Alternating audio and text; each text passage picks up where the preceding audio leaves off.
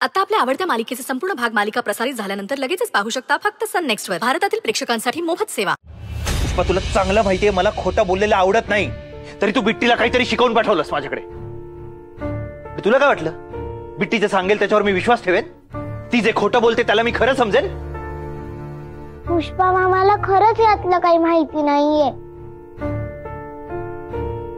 पण मी बोलले ते खोटं नाहीये. बिट्टी, एक मिनिट. कोण खोटं बोललं हे ठरवण्याआधी काय खोटं बोलण्यात आलंय हे सांगाल का मला प्लीज? बिट्टी, सांग याला की तुमचं नाटक आता पकडलं गेलंय.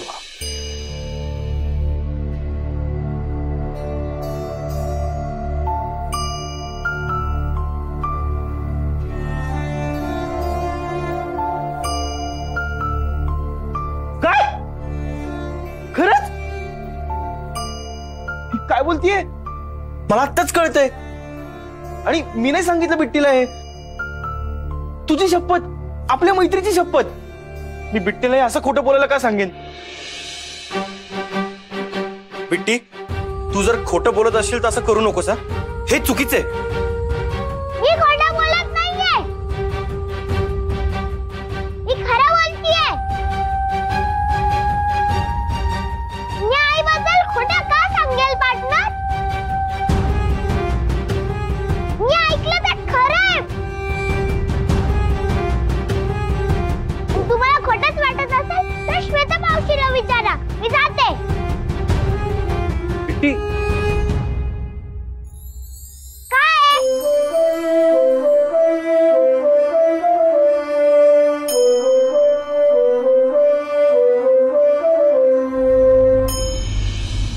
काय गरज होती एवढं तमाशा करायची?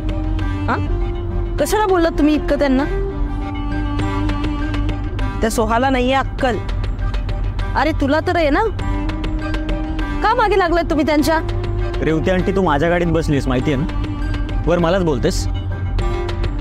ऑलरेडी ती मेड होतीच आपल्या डोक्यावर बसलेली, आता तिचे मामा मामी पण आलेत. आता यांचं अख्खं घरदार पोसायचं का आपण? यांना लवकरात लवकर घरातून हाकललं पाहिजे. बास.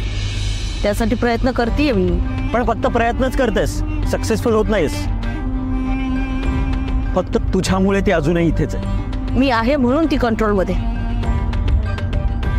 आणि आपण मामा मामींना हकलून देण्याचा प्रयत्नही केला ना तरी ती बया इथेच राहणार. हो, पण म्हणून काय त्यांना पोसत बसायचं आपण? कशाला? असं काही करायचं नाही. फक्त तिच्या मामा मामीकडून तिच्याबद्दल सगळी माहिती काढून घ्यायची. हो का? किती माहिती काढलीस आतापर्यंत? सांग मला. मी का तुझ्या हाताखाली आहे काम करायला? म्हणजे मी तुला सगळे रिपोर्ट्स द्यायचे? हा, आणि तू काय केलंयस रे? बोल ना. तुझ्याकडून तर काही होत नाही.